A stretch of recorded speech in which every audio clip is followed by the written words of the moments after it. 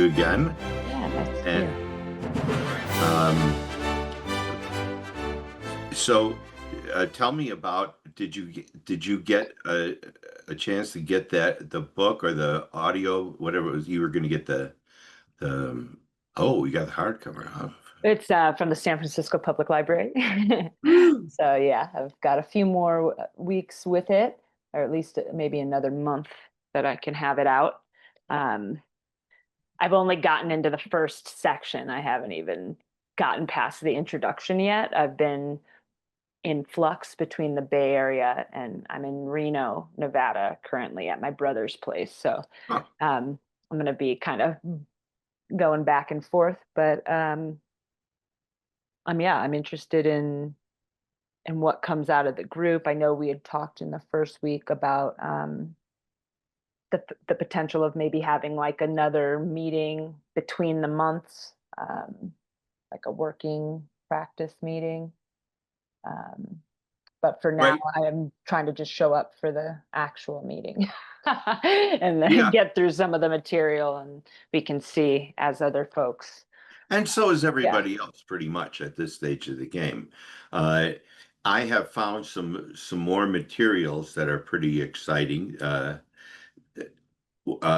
I put them in the Discord uh, app because they're links to videos, and in some cases, they were just clips that I made of relevant stuff. But the big news is that it turns out that 5 years ago, Lee Mason and Namali Pereira both teamed up to make a presentation set for each of the four core modules.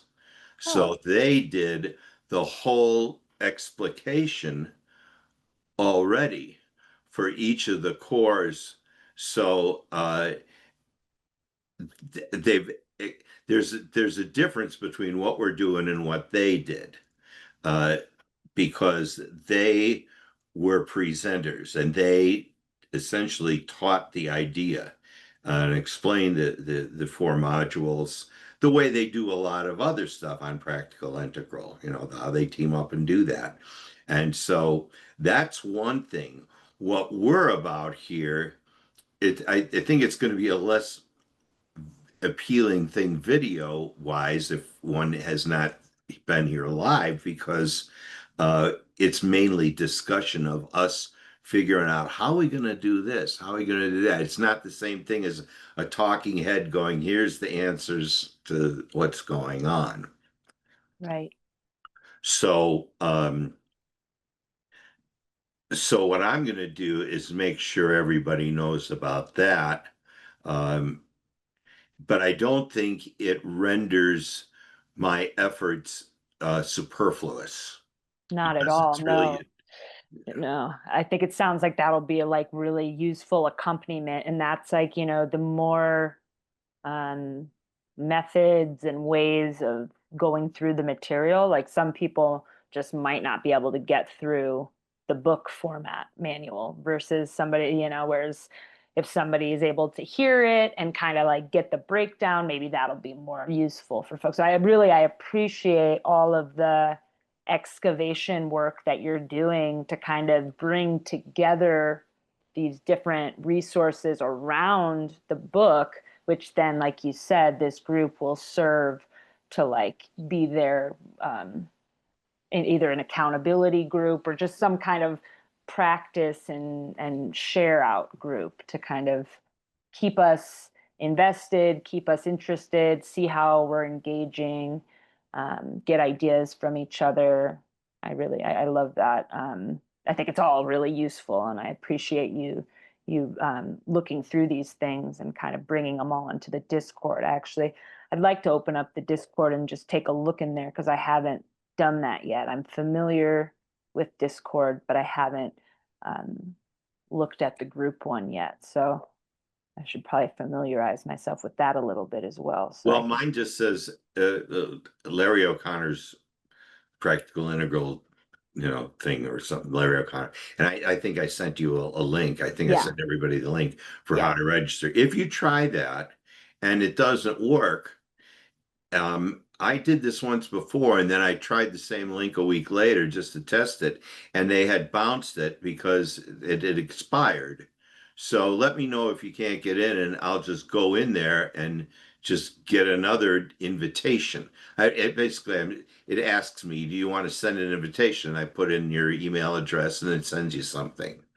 Great. Let me see if the one I received is still active, and then if it's not, I'll let you know while we're Fine. together. Okay. Uh, Given today's topic, what do you have experience in dealing with uh, shadow work in general and this 3-2-1 shadow practice in particular? No, I do not. Okay, so this is news, right? Yeah. This is all going to Yeah. be news. Okay. Um, well, then, well, how about if I just do a little talk here for, did you get this piece of paper for me? I sent a PDF file this afternoon with, I mean, I only got halfway through this module.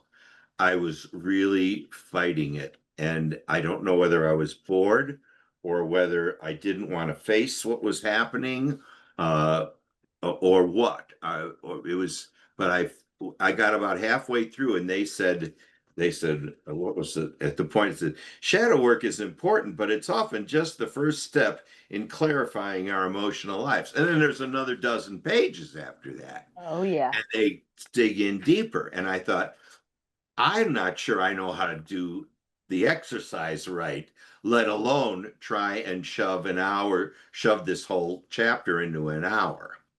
So Yeah. I just said, well, let me stop here and see what everybody else thinks.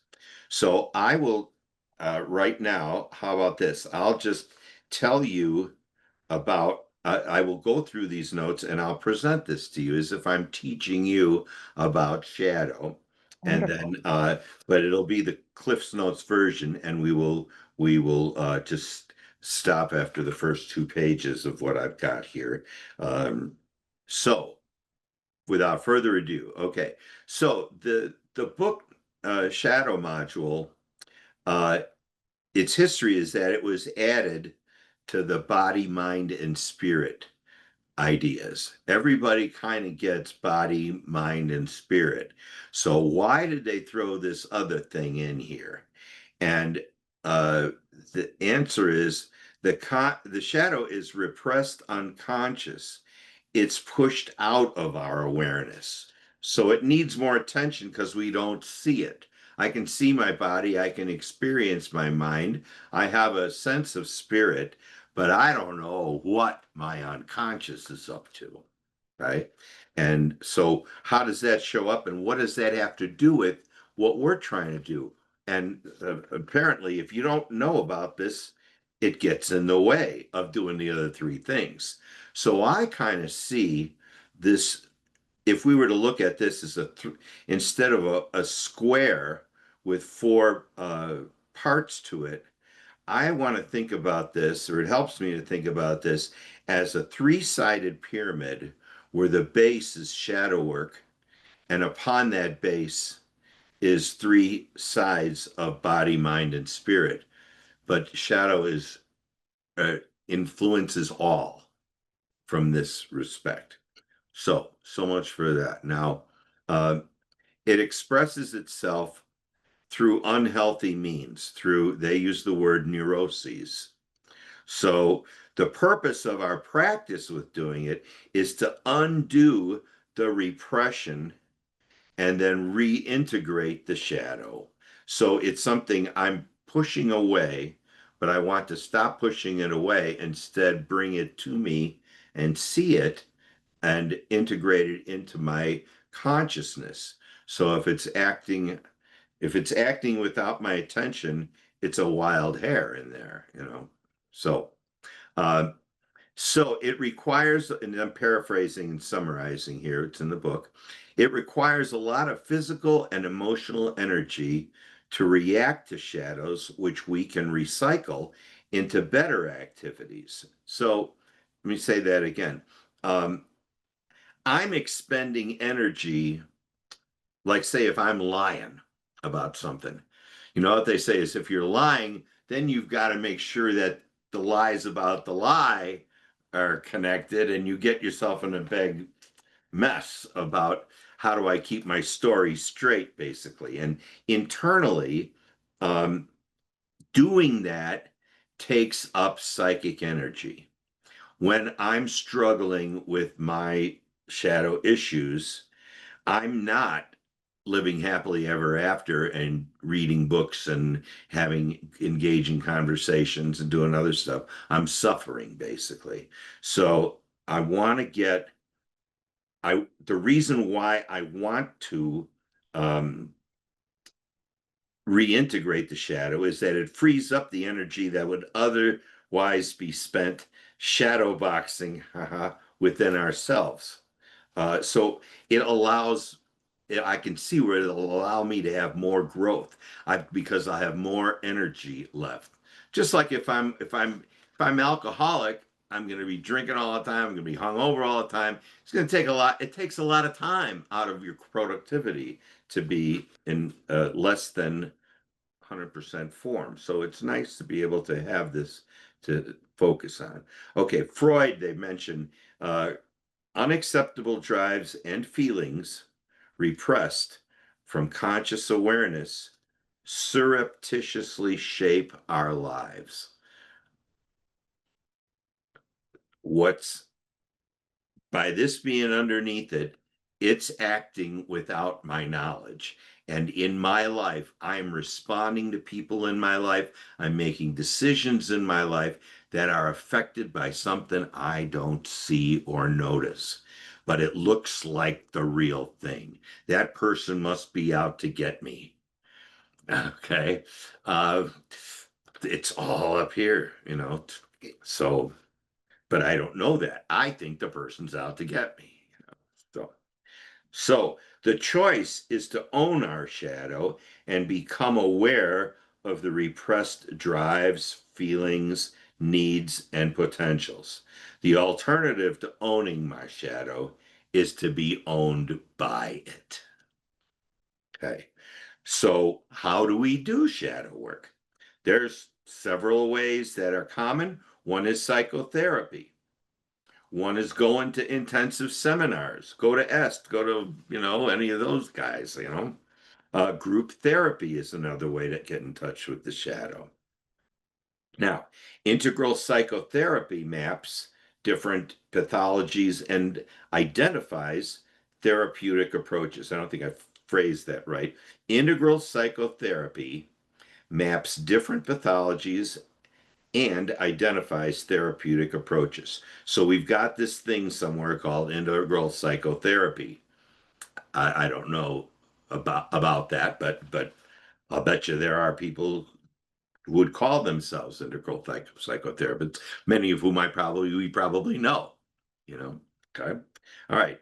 So the phrase they use for most of us, it is cleaning out the basement to enhance our lives, cleaning out the basement of ourselves. So now they're going to get into this 3-2-1 practice, and I'll just describe that, and then we'll talk. Okay. So it turns out repression and projection can be mapped. Anger, repressing of anger, it can't be me, so it must be somebody else, results in the real emotion being replaced by secondary inauthentic emotions and internal decoy that distances me from the unacceptable anger. Secondary emotions are not the root cause and cannot be effectively processed by itself. Now, is that starting to get a little snaky there? Uh, I don't think it's because they're not describing it right. I think it's because this is hard to grasp. Um, uh, we must organize. We must recognize and own the original emotion. They give some examples like uh, I want to do my taxes, but I don't feel like it. I start putting it off. My wife says, did you do your taxes yet? Damn it, that woman's always nagging me. Now all of a sudden, it's not about my internal stuff about me doing my taxes or not doing them. It's about somebody else's nagging me to do this. So that's an example of the shift. And this is why I was thinking we really have to talk this through amongst ourselves with our own examples, because until we see this, or at least try to look at it, to get good at looking at it. This is a skill set, it turns out. It's not like I can get the four quadrants and now I know what it is. This is like I can read about the bicycle, but until I get on it, I don't know how to ride it. So, um, when I disown and project, they appear out there. Things that most upset me about others are actually my own shadow qualities. The shadow seems out there, but informs my feelings and motivations, shaping behavior and creating patterns. And then they say, I have in here, the only way out is through it. Okay. Um, and what happens is it happens in three identifications: first person, second person, and third person. So they are, to give a little flesh out of those, first person identification, split off part of self was a part, um, but posed a threat. If we were able to accept the part, it would stay within and not get dissociated and displaced onto someone or something out there. So not everything becomes a shadow. That's a problem. So, but we're dealing with the ones that did. When it splits off from myself. Okay. So second person identification, fleshed out, is we push the unacceptable aspects out of awareness and onto the second person. They become part of what I see in you, not what I see in me, not anymore. Okay. So now third person identification. We move from owning it ourselves to seeing it as belonging to others, to finally regarding it as an object that has nothing to do with me. That's the third person. Okay. The split off quality becomes a dissociated it that remains unknown and thus in the shadow. This produces the experience of outside pressure, but it's really your triggered projection. So, because shadow elements are hidden from our conscious awareness, our job is to A, learn how to recognize the symptom and reverse engineer a solution. What's that mean? Well, since they're talking where if I'm going from first person to second person to third person, they said, well, can't we just talk ourselves backwards? Three, two, one. Okay, so what would that look like? It's pretty clever. Huh? So the 3-2-1 shadow process uses perspective shifts to identify projections and reintegrate them into conscious awareness. The potential outcomes are a reintegration of split off parts of myself. As I was saying before, energy is freed up. Always like having more juice to attack the world with. Uh, Compassion and empathy becomes more present. Insights emerge, like identifying the source. Strategies and actions arise, and the situation is diffused. So that's a lot of payoff there for personal interactions. I really like to be nice to people if I can. So this helps me be nice to people if I can catch myself in the act of accusing them of something. Okay. So before I say anything, yeah. So we're almost finished here now, bringing the light of consciousness to the shadow. entering into the relationship that was disowned is what we're doing here.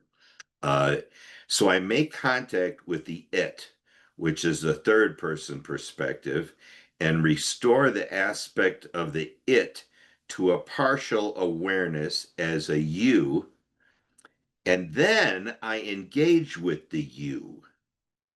Um, and this could be like an, IFS, family interpersonal family systems dialogue. So this is, I'm thinking this is like that. It's where you get in a little dialogue and say, okay, if this is my, let me have a little talk with myself that's mad about me and the taxes or something, or I have I project my wife with it. Well, see, this is where I get confused here. But if, okay, so we make contact with the it, we restore it and make it a partial awareness as a you, and then the third step is claim the you as me by being it. So I re-own the first person awareness.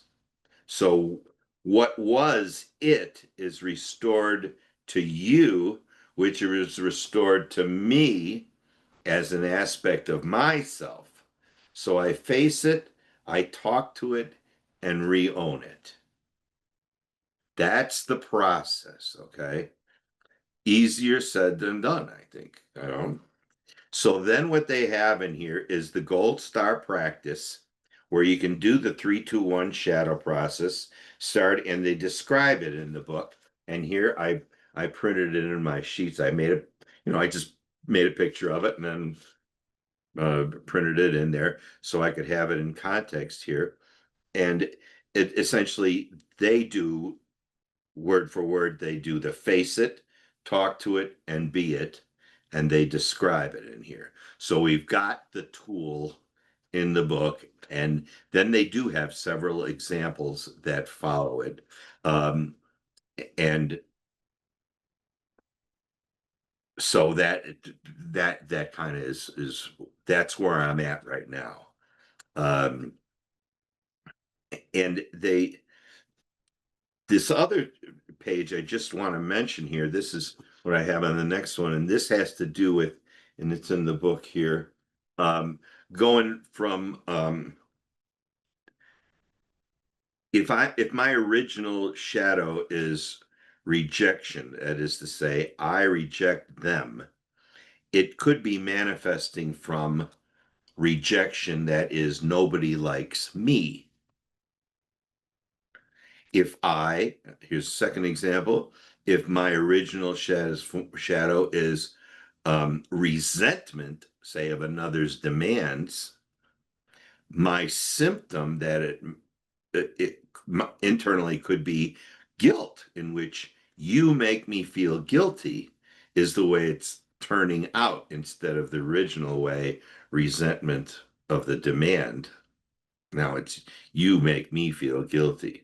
So each one of these original shadow forms, they actually give examples about what's going on inside of me, can be what it looks like when it starts to to show up in other people. And so that's why I say this takes some sitting and staring and reflecting. You almost have to say, I mean, I really I don't know how to approach this.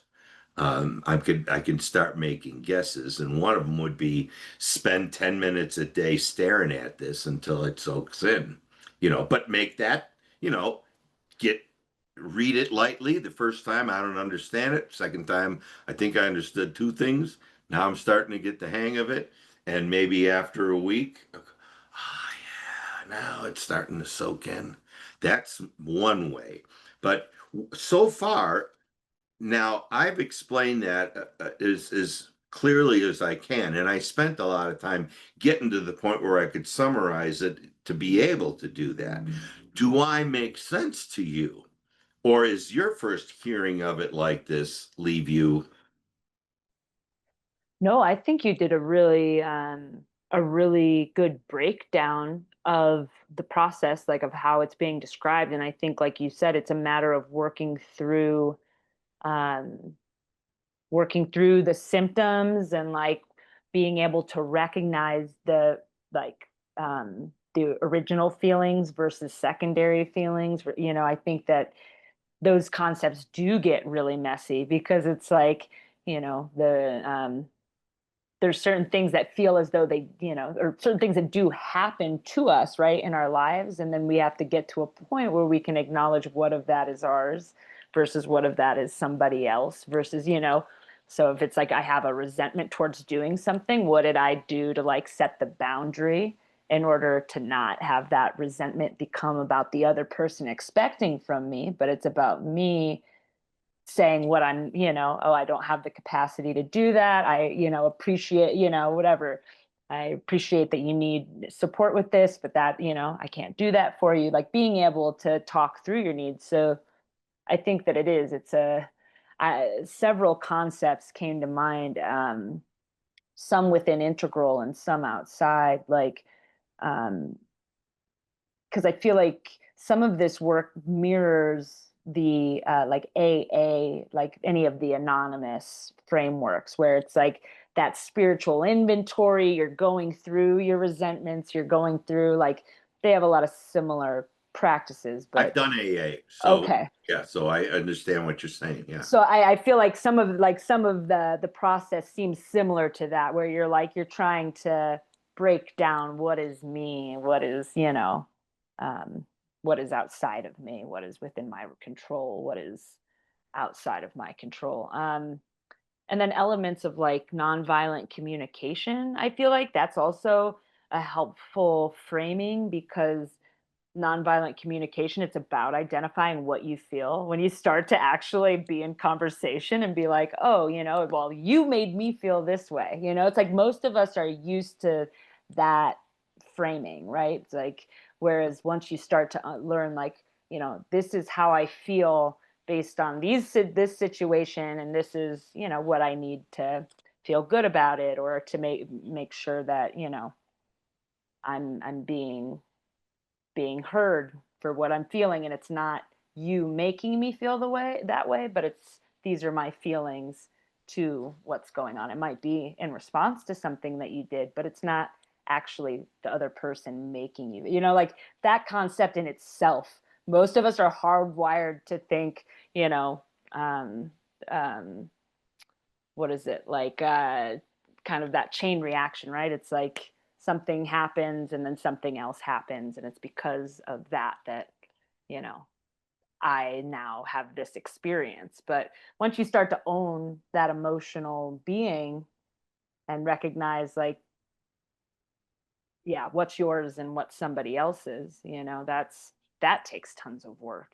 And then the other concept towards the beginning that really came up was, have you heard,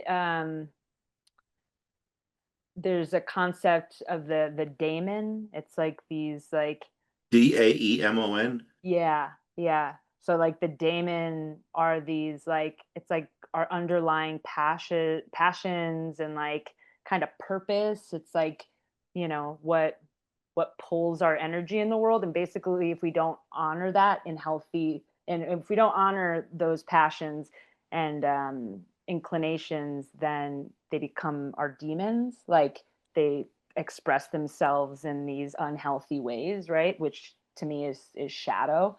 So it's like, shadow kind of being um, this other part of um, like how we acknowledge like what's ours and what's other people, or how we're doing that projection or disassociation, like um so I think that these concepts, like you said, they take a lot of practice to start to disseminate. It's like, well, do I really feel that, or is that the secondary feeling to this other thing? And am I honoring my passions? Am I going about like things that serve me and like and express themselves in healthy ways, or am I stuck in patterns um, of projection, or frustration that's not honoring what I really want? And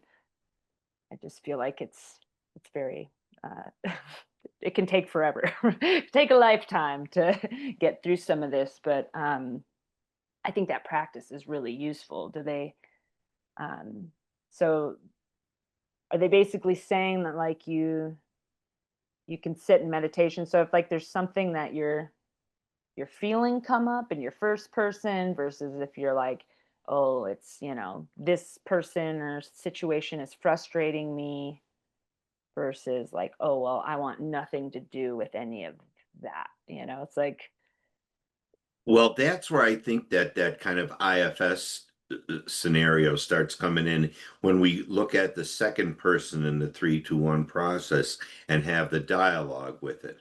So if I sit that other person hypothetically, imaginarily in my mind and have the conversation, okay? So uh I'm afraid of the boogeyman under the bed when I go to sleep. Okay.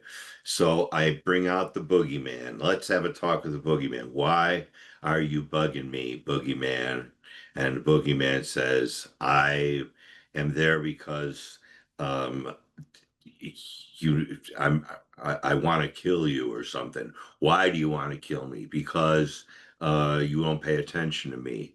What am I not paying attention to? Because sometimes I'm hurt and you don't acknowledge me, you know. Mhm, Uh, so it's actually a part of myself that I'm not acknowledging in that case, that I'm having the dialogue with. Uh, so it's within that dialogue that the self-awareness emerges. So when I start that process, I don't know what's going to happen. But as long as I'm really honest and let whatever's coming, whatever I think is coming at me, come at me and engage in the conversation uh, in this hypothetical story, uh, mhm. that is at some point something happens, like because I was never because you never loved me or something like that. Little poem, and Right. you know.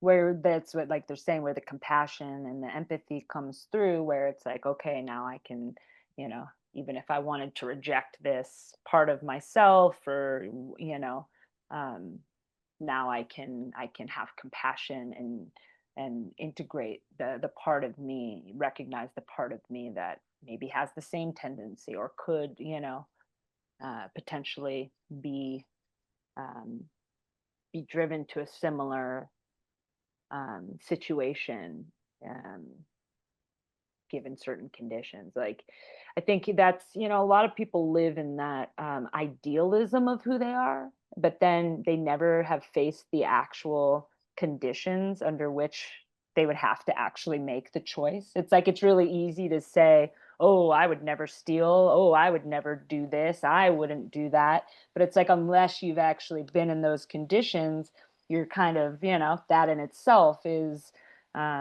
creating this otherness of like, well, I would never, but it's like, until you're in the situation, how do you actually know? And then judging other people's choices based on those circumstances ultimately create more, I think, barriers and more, s- you know, um, feelings of disconnection, right? So resentments or um, um, frustration. That they just do it different. If you just acted different, if you just behaved this way, then you wouldn't have that problem.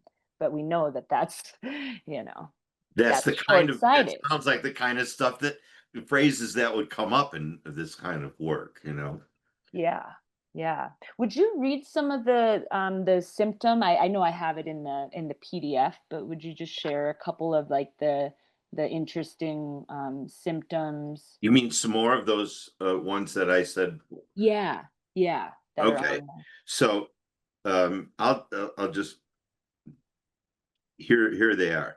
Original shadow followed by well, they give the symptoms on the left, and they say, here's your symptom, and it manifests from the original shadow form of something or other. So if I've got a symptom which is resentment of outside pressure, my original shadow form is manifesting from drive. Not sure I understand that, but let me read them all out and we'll see if we get a feel. If my symptom is rejection, nobody likes me, its original shadow form is rejection in the sense of I reject them. If my symptom is guilt, okay, so this is what's really going on inside me is guilt. Then I go, you make me feel guilty.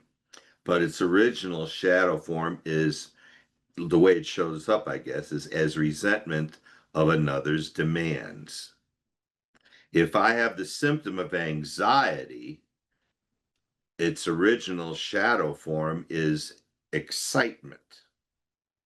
If I have self consciousness as my symptom, my original shadow form is an outward focus on others.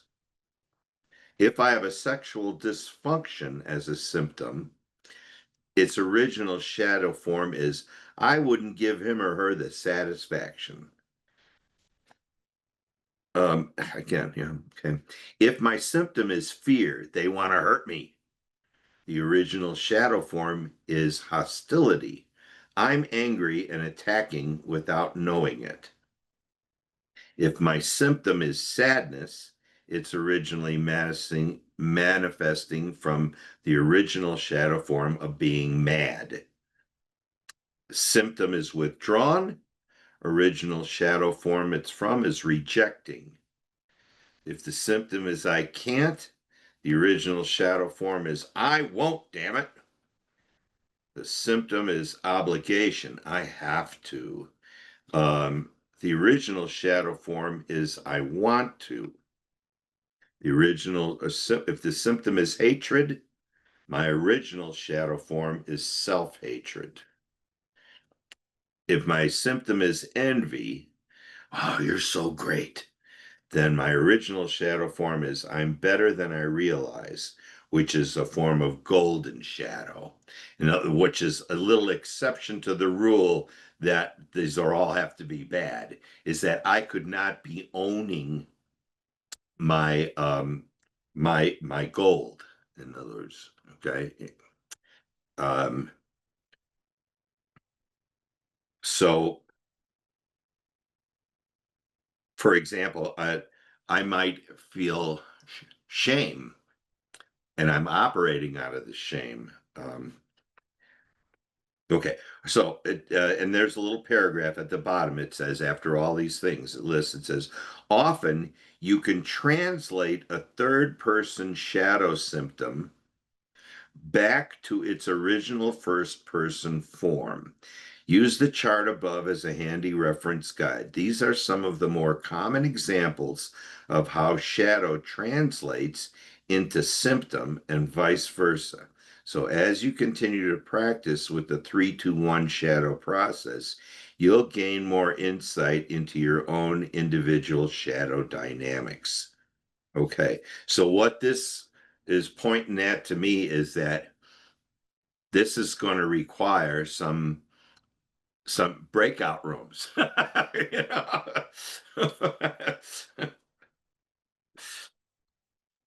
Yeah, you just put Agreed. yourself. Oh, there you go. Okay. Yeah, agreed. um, no, but it's helpful, but it's still confusing because it's Yeah. like, it takes you have to sit with that. It's like, to break it down, to be like, you know, um, this is how it's coming out as the symptom, and then tracing it back to um, the core, or feeling. That is, yeah, it's Okay. So trying to think of anything like. I think I'll need to look at more examples on that for sure. And but I think you've done a really great job of the introductory breakdown. Like I said, it's like I only have very rudimentary relationship to this yeah. material. So, I mean, I know parts of it. It's like I can compare it and follow along. Um, but I just think it takes takes a lot of self-awareness to do the emotional, like I still have a freaking feelings wheel, and I'll be like, wait, how am I feeling again? And I'll have to consult the wheel to be like, oh yeah, that's how I feel. And like, oh no, I'm actually this, but it's coming out as this, that, and the other, it's like And the feelings wheel could be very well. I've got one too. Yeah, a couple of copies in color, printed out right on up there in that shelf someplace. awesome. Uh, and I think that we should, as a strategy, employ that tool in trying to get uh, a competence at doing this. Yeah. And I think that I've heard other people mention that wheel. And do you have the wheel that has like it's got the like happy, angry, sad, confused, and then it drills it in to Hmm. different deeper layers with nuances, and then that finally that inner wheel has just got a whole like a 36 different emotions in it. Yeah. Yeah. So that would be an indication of us being able to get better at it, is if we as we can proceed to the center of the wheel with our emotions. It could be Yeah. a guide. Yeah, Great. another maybe useful tool that I also is a needs wheel, is the feelings wheel and the needs wheel. And I start to, I kind of look, well, what's the need? And, what is my feeling? What is the need? What is, both of those things have been definitely I useful. don't know about a needs wheel. Let me see if I can, I am going to need a different link to the Discord. The old one expired before I was There able we to go. log in. Um, All is right. it am I able to post on the Discord as well?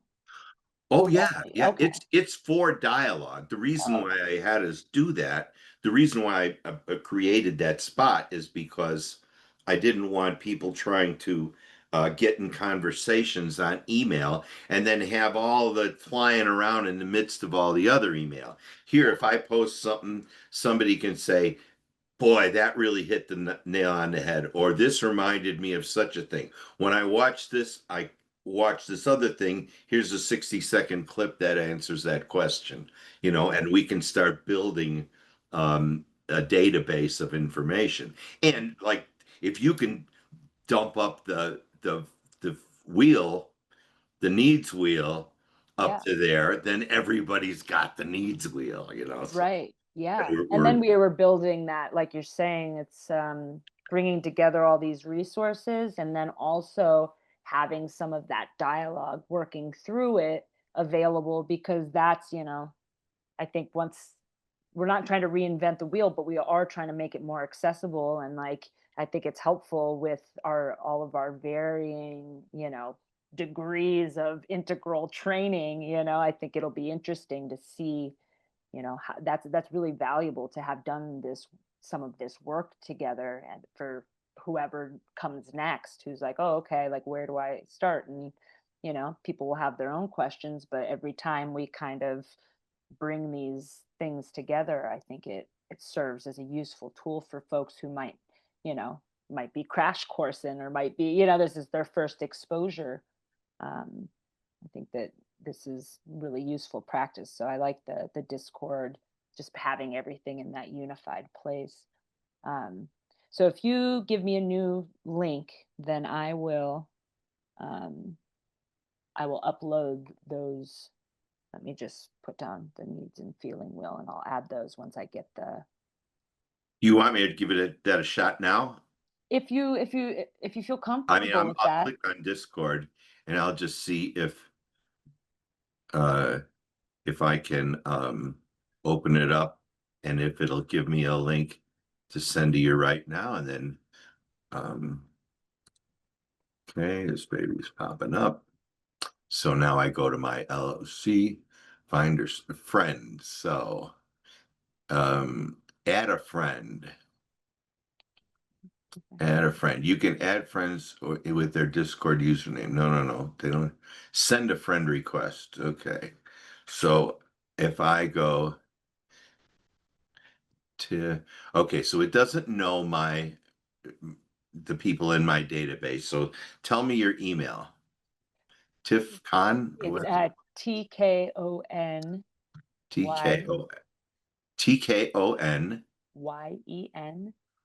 Uh-huh. at gmail dot Oh, com is what it's, my Discord is under, at right. least. First name, first initial, last name. Okay, so now I'm going to send a friend. You can add friend. Okay, so if I send this, it says, didn't work. Double check that username. Okay, Oh, so that's not the way that works. This is what I was afraid of, is I might have to play go fishing here. here, Uh, let me give you my username. Maybe that'll do help. you have a Discord username? Yeah, I put it in the Oh, then chat there. Maybe that'll help. okay. So if I go to Is yours uh, public? If I search yours, is this private? it's just Larry O'Connor. Um,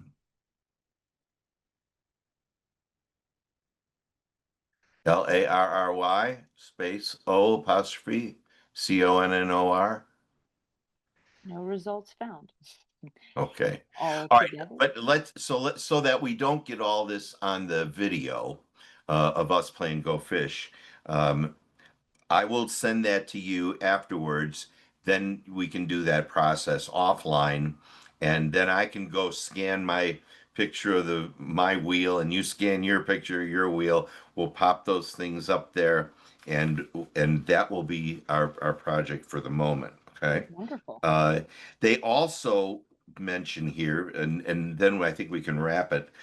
You can do the 3-2-1 shadow module as a 1 minute module. Do you remember how they were talking about that these exercises can be done when you have not when you've got no time to do anything, but you just want to keep it in the back of your mind so you can do a 1 minute thing. You know, it's like I don't want to do all my exercises today, but I'm gonna do one push-up just so I get on the scorecard, that kind of thing. So the 1 minute module, it says, consider once upon wakening, picking a person in your dream, and then once at night with a person from that day and doing the shadow process, the 3-2-1 shadow process. So the new idea here is that if I'm in a dream and I'm having a recurrent dream, it's lately that I haven't had for a long time, but I'm starting to wake up again, and so things are happening. And that dream is where I'm always trying to get something done. I'm moving equipment. I'm trying to set something up. Nobody's really helping me. I'm asking everybody for help. So I'd love to get that one figured out. So maybe I will try that out. But that is mentioned in the book. And at that point, we are up to a category or a heading in the book called More Advanced Forms of Shadow Work. So before we get to the more advanced forms, I'd say let's pool our information this far, and then um, I'll see if I can send out once this gets published. There'll be a link to this video of us discussing this. And I think this is key because think about this. A lot of people have said, yeah, I bought the book when it came out. Then I kind of looked at it and then I kind of went away. I bet you this is the spot where it went away, because it just doesn't, it just, it sticks if you, without, um, without a group effort, without some help there. Okay, and you've got this thing in the chat. Oh, TKO, that is TKO 7762 That's the username. But you, username. yeah, I shouldn't have said that out loud. Okay. it's fine. Because you know how everyone wants to get on Discord, right? Get on Okay. Discord. Come bug me So on Discord.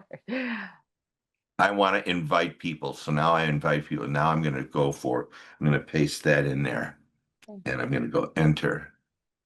No results found. Invite friends to Larry O'Connor. Okay. Hello page. Okay. I'll have to just jerk around with it like every other piece of technology. If you're So, gonna just send out an if like once you if you're gonna like send out an email to the group, you can always, if you're gonna put the link in there, I don't want to cause you any extra work. So if you want to test it out, if you do find a link, email it to me and I'll try to get in. and I'll let you know if I have any problems. Otherwise, you can just include it with the, if you, I don't know if you're going to send out Well, recaps like you did last time, or are you planning to do? I haven't thought about it yet, but let's let's conclude with this state where we're at, and make of the promises that we've been talking about, to bump this stuff up to Discord. I'll work on that as soon as we close this meeting out, and in somewhere between 30 seconds and a half an hour, I'll figure out how to do it, and then everybody who's watching the recap won't have to wait. So all right, well, I think we have really uncovered the crux of the problem here with going forward. Yeah, this starts to get really, really messy. And I think just, yeah, being able to hold that with others, it's like, okay, like getting to the bottom of some of those feelings, I think it might be useful to, yeah, be in community with that, because it's like, I might think that my feeling, it's like, oh, this is how I feel. And this is, I might think that. And then once you start to get into this, it's like, oh, actually, this is why. And, it might take a little bit of that, um, having some space to talk through it, and having some others who are also exploring it to be like, oh, okay, like this gets more at the heart of what I'm actually feeling. So I think that, yeah, you've done a awesome introductory offering for this section, and we'll continue the work. Okay. So those of you out there who are have some practice going on with this and some experience, you can zoom in with us, and we'll uh, and give us a hand here, because this is the spot where we're stuck. So, um, okay, Tiffany, thanks for this conversation, and we'll proceed onwards from here. And well done. Good. Wonderful. Have a good night. You too. Bye bye.